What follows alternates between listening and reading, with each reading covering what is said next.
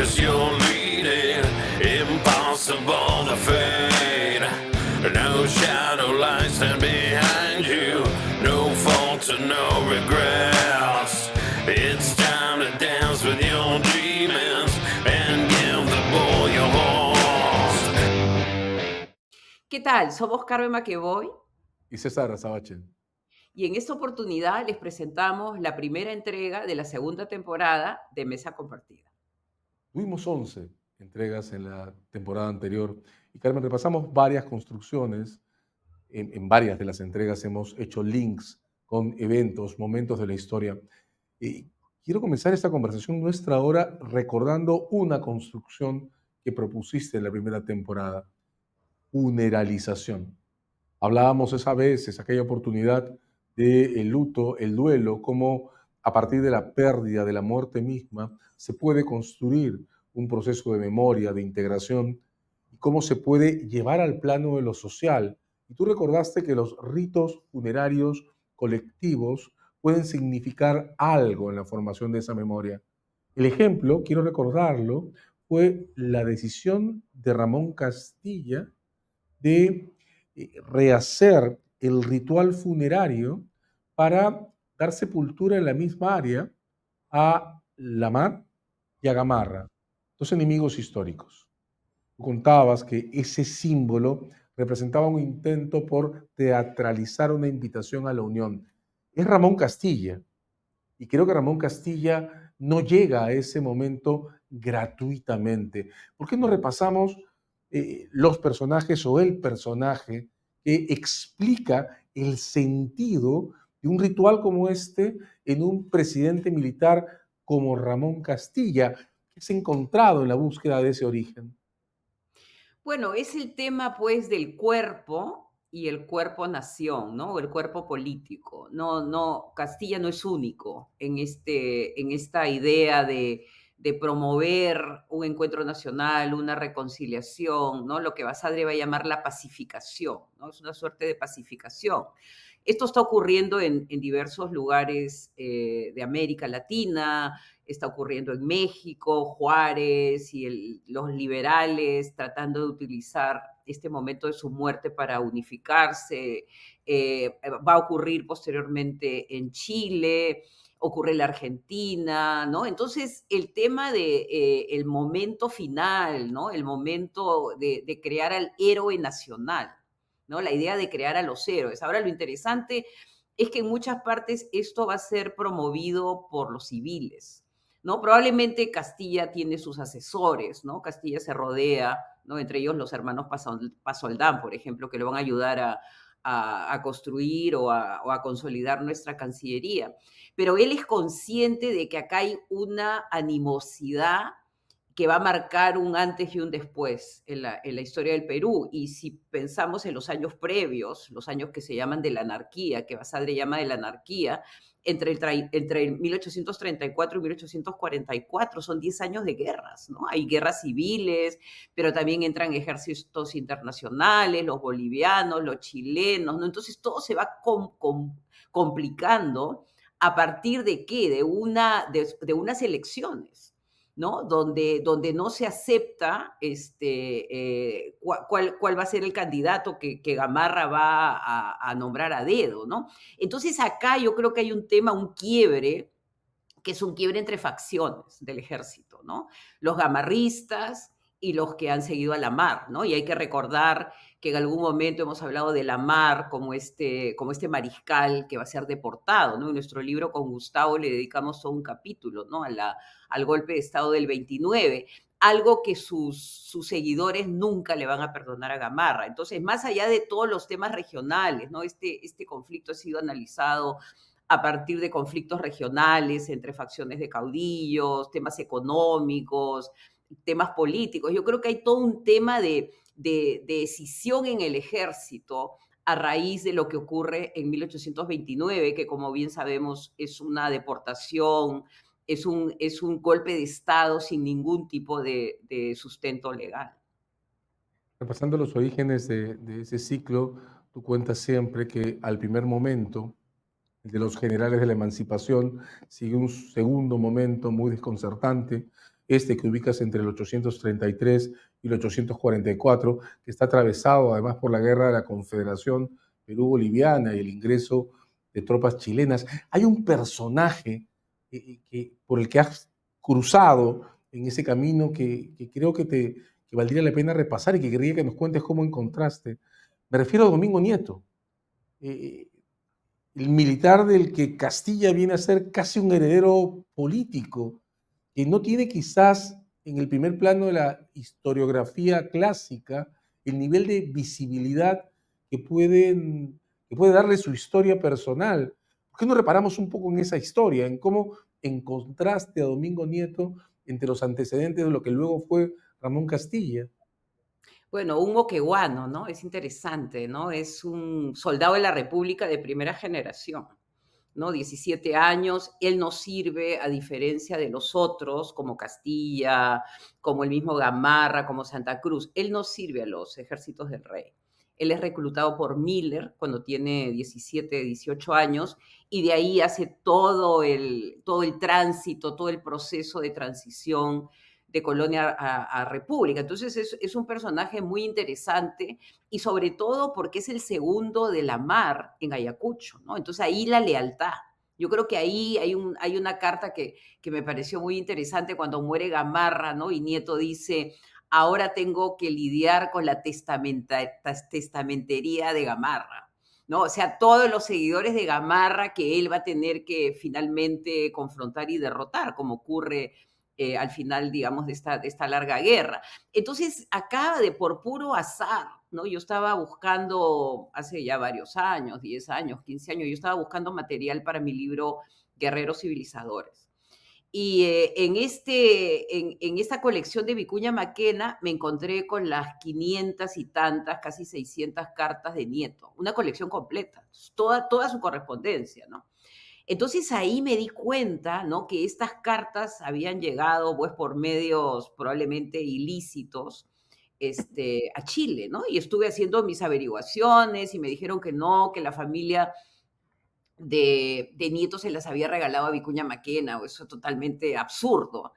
Y más bien lo que descubrí es que las hijas de Nieto le dan esa extraordinaria colección a la Biblioteca Nacional y de ahí es de donde se sustraen esas cartas y terminan en manos de un particular como fue pues Vicuña Maquena, que no solamente cae sobre esa colección, sino cae sobre cartas de soldados. Bueno, él manda a sus ayudantes, probablemente muchos soldados pagados para que recolecten material peruano. Entonces es toda una paradoja que las voces de todos estos personajes, ¿no? Que no solamente son Nieto, es Nieto y sus redes políticos militares, ¿no? Prefectos, subprefectos, intelectuales, de todo el Perú, quedan como secuestrados en un archivo chileno, ¿no? Que es como una suerte de un estado fallido, ¿no? El estado fallido del Perú, que termina sepultando su memoria en manos de los que lo ocuparon, de sus enemigos que lo ocuparon y lo ocuparon dos veces durante la Confederación, cuando Nieto todavía está vivo, y posteriormente en la Guerra del Pacífico, ¿no? Entonces, a partir de ahí, recuperé esta memoria que me parece a mí es extraordinaria de esos 10 años de guerra civil en el Perú.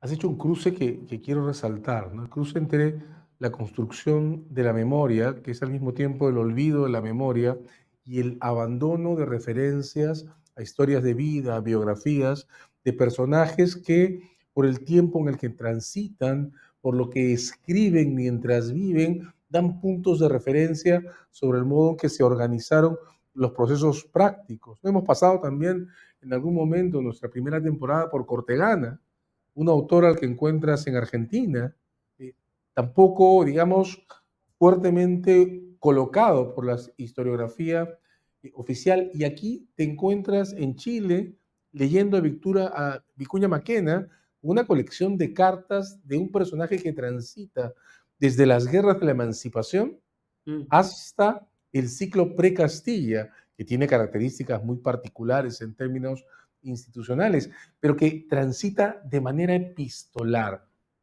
Eso me parece impresionante. Es una colección la que publicaste, me parece, con la Biblioteca Nacional.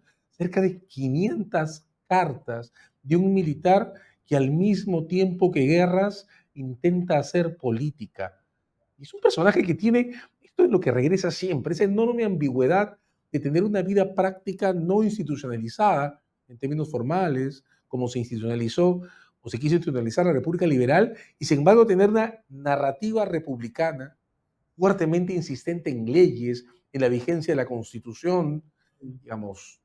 ¿Cómo explicar este personaje, Carmen, tan variado, digamos, alguien que se opuso al ingreso de las tropas restauradoras porque venían cargadas de soldados chilenos, que respaldó en un momento a la Confederación Peruano-Boliviana, pero que luego quería o defendió también la Constitución del 39? ¿Cómo organizamos a este personaje en su tiempo?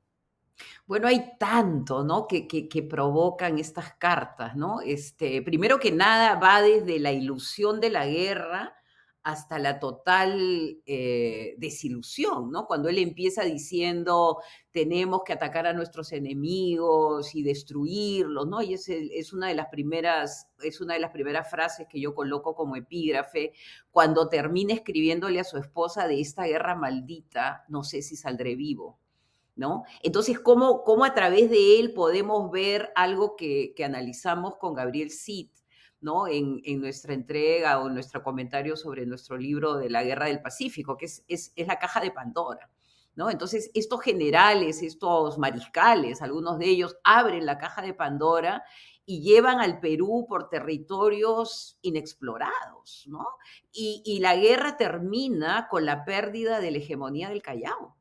¿No? Ahí termina la guerra, ¿no? Ahí es donde Portales, que justamente se da cuenta que involucrarse en este conflicto entre peruanos le va a ser muy favorable a Chile, entiende de que estos años de guerra pues van a destruir las bases económicas, las bases políticas, y es ahí donde Valparaíso asume el control del Pacífico, ¿no? Entonces es una guerra estratégica para Chile, que entiende bien cuándo entrar en el escenario, y es una guerra terrible cuando Gamarra pues pide apoyo de los ejércitos chilenos.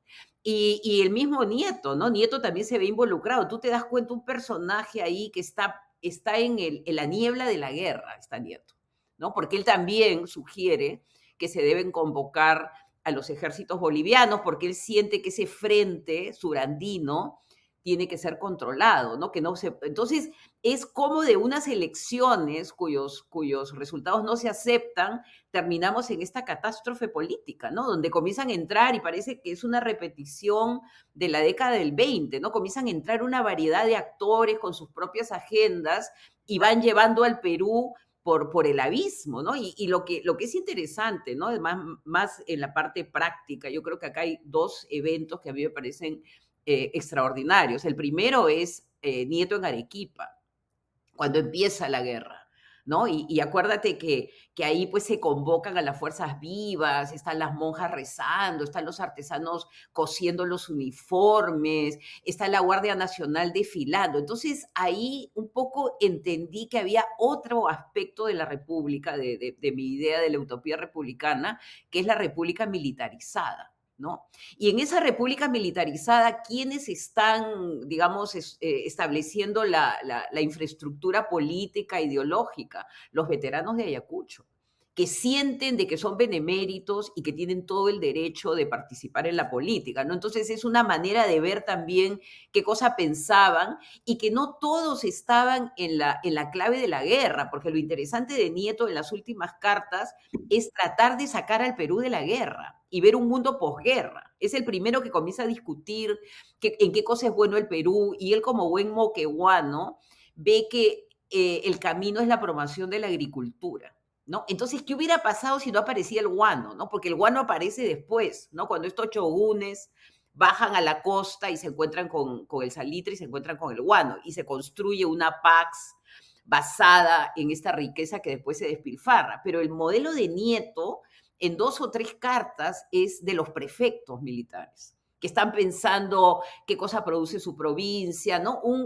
Digamos, un crecimiento probablemente más lento, pero más consistente, ¿no? Entonces, él te muestra múltiples posibilidades que se abren, incluso en el momento de la guerra, y algo más, las maquinarias político-militares locales, que son las que le prestan apoyo a todos estos caudillos en guerra. Eso último es, creo, una clave importante, ¿no? Porque las cartas que compilas y publicas transitan por una serie de escenas bélicas, todas las cuales van acompañadas de correspondencia con prefectos, gobernadores, personajes en provincias, instalados en provincias, con lo que se discute habituallamiento, recursos, respaldo, mulas,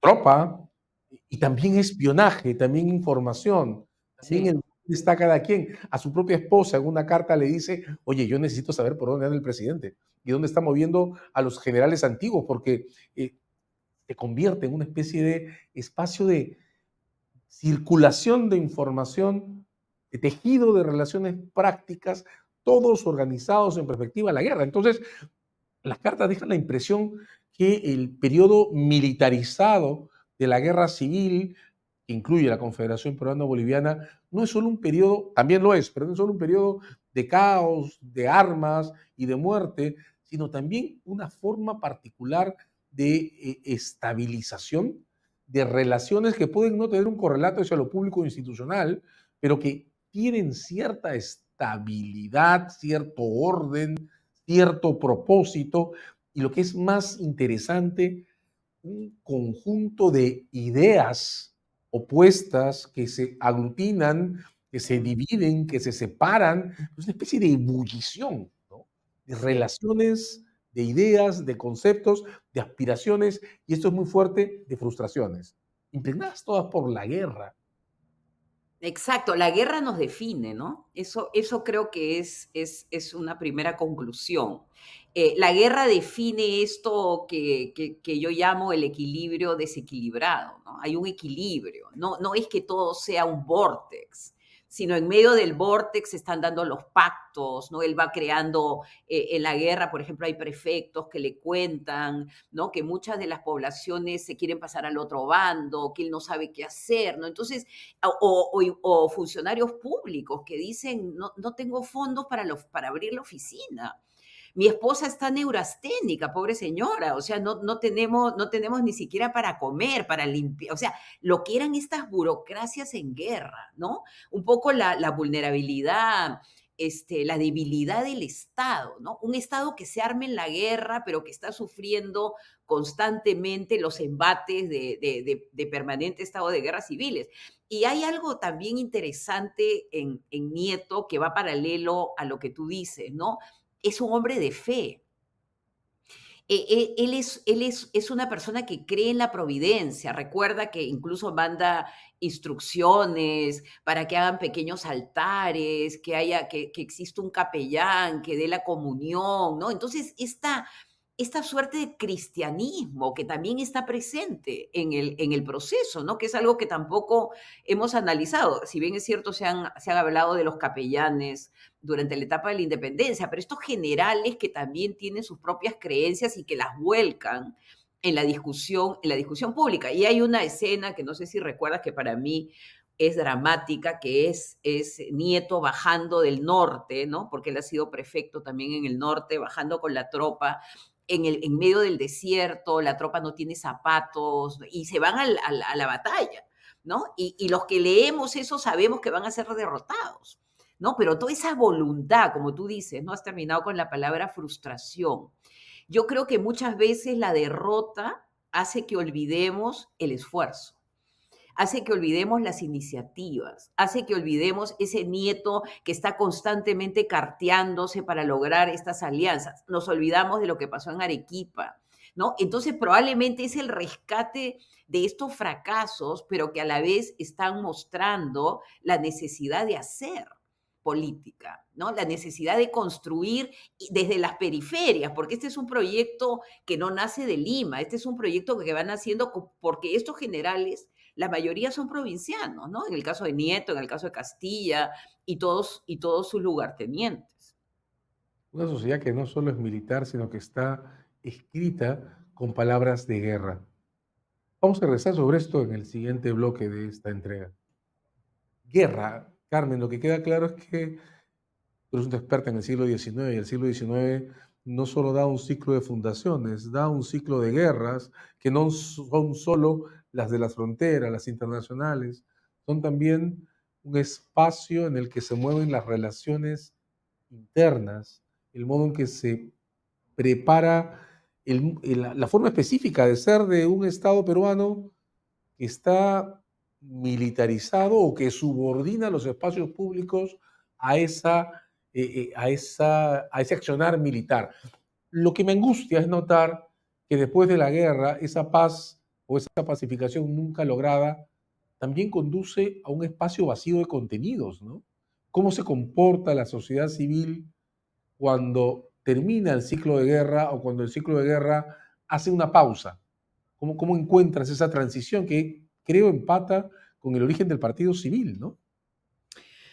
Sí, que probablemente va a ser nuestra próxima entrega, aunque yo pienso que deberíamos dedicar un espacio a Castilla, ¿no? Que Sí. Castilla, al heredar, ¿no? Ese testamento de Nieto, ¿no? En el que muy claramente él no piensa tanto en su familia, piensa que no ha conocido a su última hija.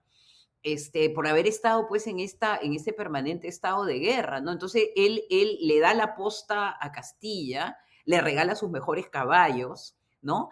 Y aparte de ello, le pide que trate de mantener la hegemonía del ejército, porque ellos pues son estos generales que se creen salvadores, ¿no?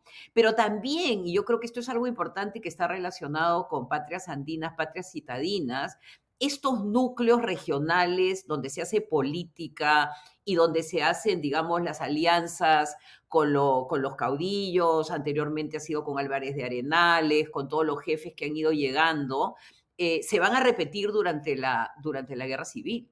¿No? Entonces es algo que sigue vivo, la política provinciana sigue viva y eso se nota claramente en las cartas y la necesidad que tiene Nieto de establecer estas alianzas y solidificarlas. Ahora, cuando llegue el guano, esto pues ya, yo pienso que ahí Lima le da la espalda, ¿no? Estos generales son capturados por Lima, tienen la caja fiscal con todo este dinero inconmensurable y ya no es necesario pactar con las regiones, ya no es necesario incluso reclutar o pedir apoyo de carneros, o sea, sí, probablemente en algunas situaciones, pero el guano, como decían muchos economistas del siglo XIX, es la gasolina que permite que la guerra civil continúe en otro nivel, ¿no?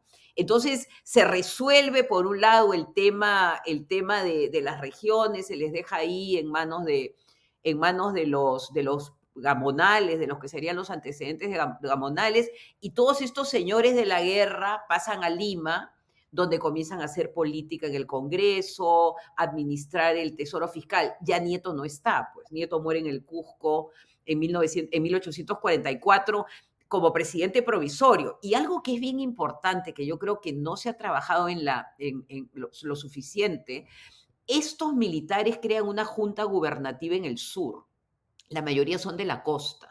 ¿No? Entonces es Moquegua, Tarapacá, parte de Arequipa. De ahí se crea esta suerte de mini plataforma estatal que posteriormente va a pasar a Lima y va a ser expandida con el recurso guanero. Entonces yo creo que este es un momento de transición, es un momento fundante de una política diferente, pero que va a llevar consigo los remanentes de una guerra que en algún momento fue una guerra a muerte, ¿no? Entonces la guerra no termina.